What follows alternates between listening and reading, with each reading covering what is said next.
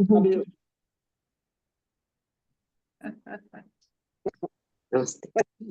नमस्ते नमस्ते मामा। नमस्ते प्रभा, बहुत अच्छा लगा शांत भाव में। नमस्ते आंटी। हाँ, नमस्ते सब योगियों को। हम लोग गीता का 10वां अध्याय पढ़ रहे हैं। उसमें हम 12 और 13 नंबर साथ में पढ़ेंगे। श्लोक नंबर 12 और 13। इसमें अभी अर्जुन बोल रहे हैं।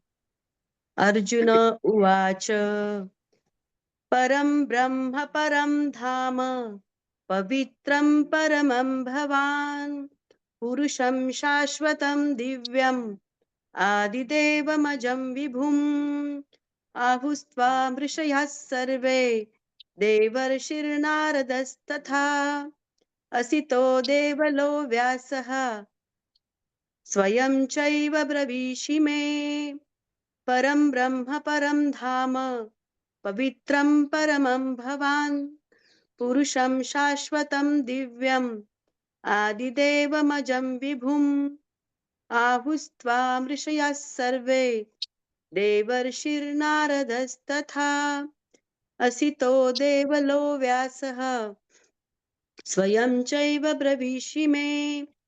अर्जुन बोले, आप परम ब्रह्म, परम धाम और परम पवित्र है, क्योंकि आपको सब ऋषिगण सनातन दिव्य पुरुष एवं देवों का भी आदिदेव, अजन्मा और सर्वव्यापी कहते हैं। वैसे ही देवर्षि नारद तथा असित और देवल ऋषि तथा महर्षि व्यास भी कहते हैं, और आप भी मेरे प्रति कहते हैं। हरिओम।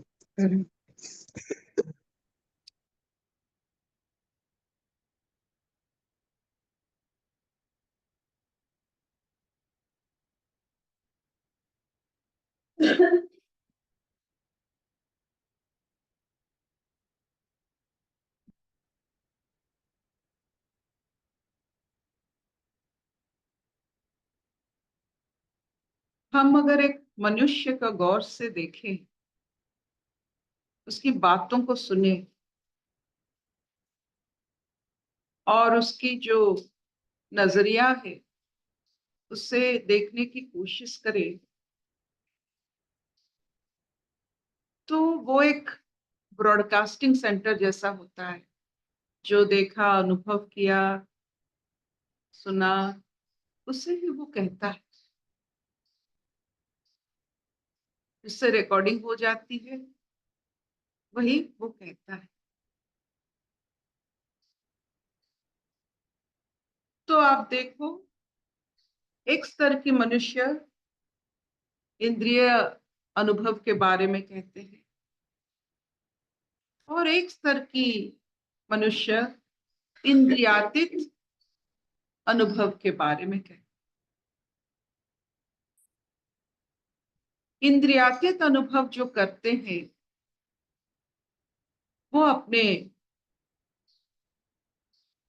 ज्ञान चक्षु के द्वारा प्रज्ञा की प्रज्वलन करके जो अनुभूति वो कहते हैं, वो आज अर्जुन कृष्ण से भी वही सुन रहे हैं।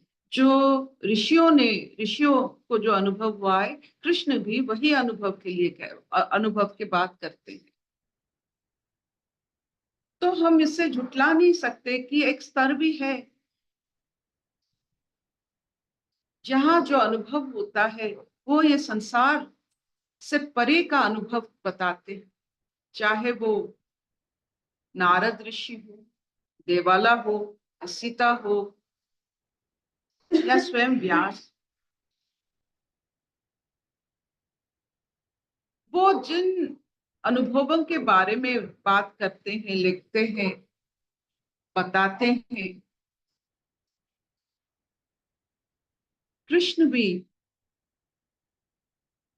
वही बात बताकर और एक बात उसके साथ जोड़ते हैं कि ये अनुभव का धाम में ही जो भी उस स्तर पर पहुंच गया वो धाम मेरा ही है। एक बार you have reached that consciousness is Krishna consciousness. जिसमें आपको ये सब अनुभव होगा।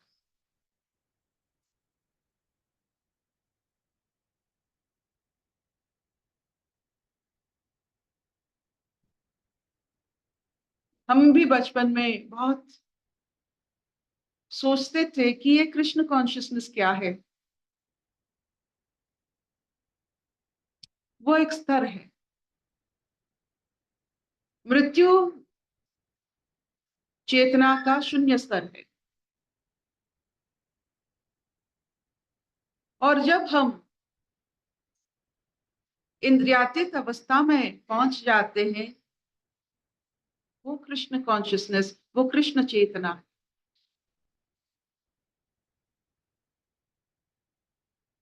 कृष्ण के रूप की वर्णना देखिए। मयूर पंख से लेकर बांसुरी को लेकर पीत बसन को जो वो पहनते हैं, पीत रंग, पीतल का रंग, हल्दी, उसको भी देखो, उनका छंद भी देखो। ये मनुष्य की एक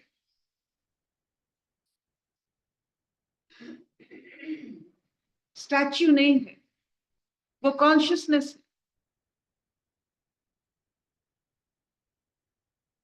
जैसे आप बांसुरी की बात करते हो, उसकी मधुर ध्वनि की बात करते हो, उस स्तर में, इंद्रियातीत स्तर में ऐसा ही सुनाई देता है, सब कुछ अच्छा लगता है, बांसुरी जैसा मधुर। मयूर पंखे जैसा रंगीन लेकिन स्थिर।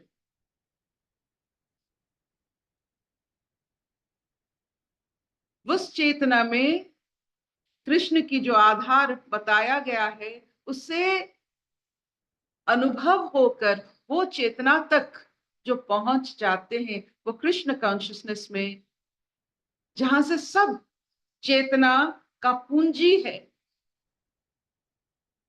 चेतना का स्तर जहां समाप्त होता है, वो कृष्ण कॉन्शियसनेस। उसके परे कुछ नहीं होता है, बस कृष्ण कॉन्शियसनेस होता है। उनका राज्य चलता है, जहां मुक्ति ही मुक्ति। वो चेतना की बात हो रही है।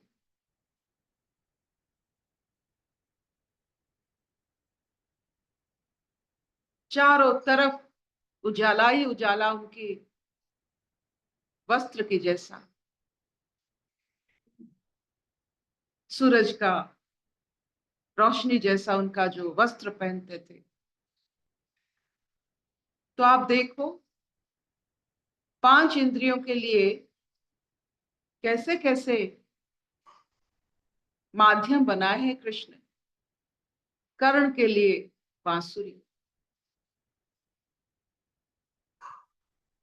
देखने के लिए विविधता, देखने के लिए मयूर पंख,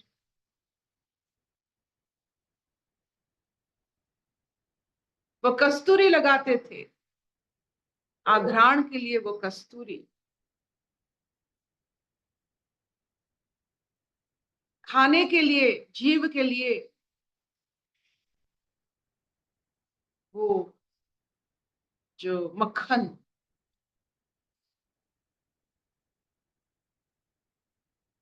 स्पर्श करने के लिए राधा। इससे आप समझ सकते हैं कि कृष्ण कॉन्शियसनेस कैसा होता है। यूं लोग स्वर्ग में जाने की इच्छा रखते हैं, लेकिन जो वैष्णव होते हैं, वो इस चेतना में जाने की इच्छा रखते हैं। स्वर्ग आपकी इंद्रिय इंद्रिय पूर्ति के लिए, इंद्रिय से परे ये जो जगह है जिसे हम वैकुंठ कहते हैं, ये ऐसा ही होता है। और इसी से सब कुछ, हर चेतना वहां तक है। उसके परे सिर्फ कृष्ण ही कृष्ण है। जितना दूर जाओ सिर्फ कृष्ण ही कृष्ण। यही वैष्णव संप्रदाय का अनुभूति। क्या इतना चले? चलेगा चलेगा।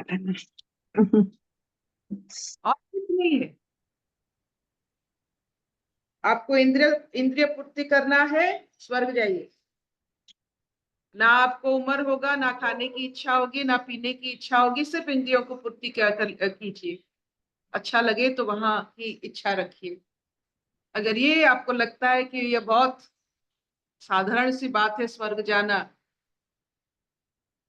मुझे सामीप्य मुक्ति चाहिए, कृष्ण के पास जाना है। कृष्ण एक व्यक्ति नहीं, वो एक चेतना का स्तर है।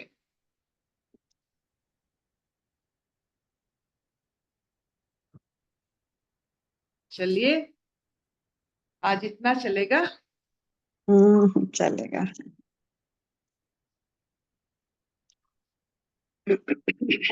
शतो मान सद्गमय तमसो मां ज्योतिर्गमय मृत्युर्मां अमृतंगमय। सर्वे सुखिनः सन्तु सर्वे सन्तु निरामया सर्वे भद्राणि पश्यन्तु मा कश्चित् दुःखभाग् भवेत्। ओम शांति शांति शांति। कोई प्रश्न, कोई अनुभूति?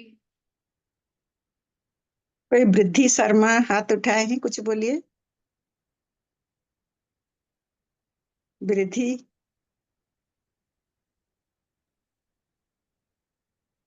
हाँ बेटा बोलो, म्यूट है आपकी। जी मैं रिद्धि शर्मा हूँ। मैं एक स्टूडेंट हूँ। मैं अभी क्लास 11th की बच्ची हूँ।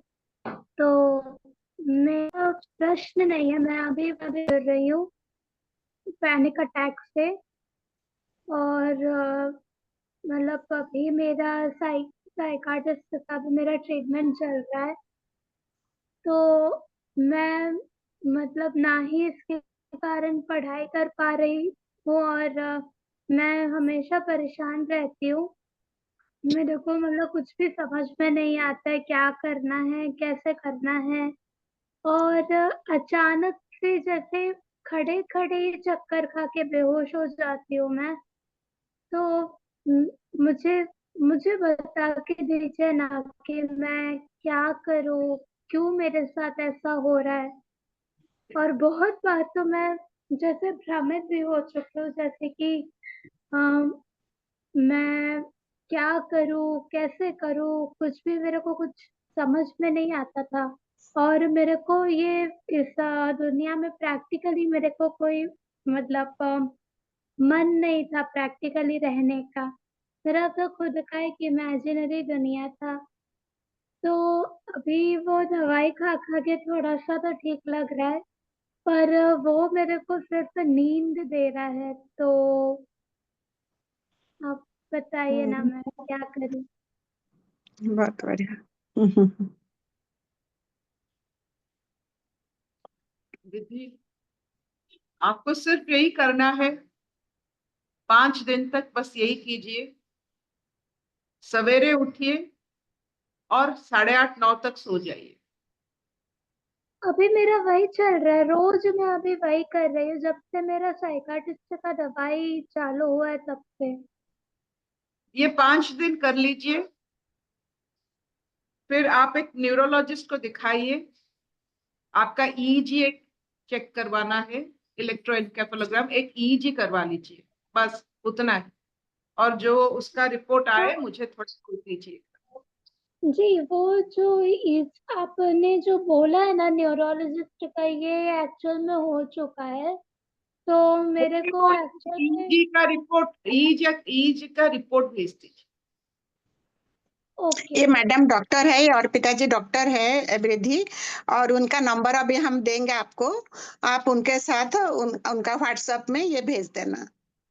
जी जी जी, धन्यवाद। Okay thank Vriddhi, you, thank you dear. Thank you Geetu. आपको ये हमारा ये लिंक किसने दिया है?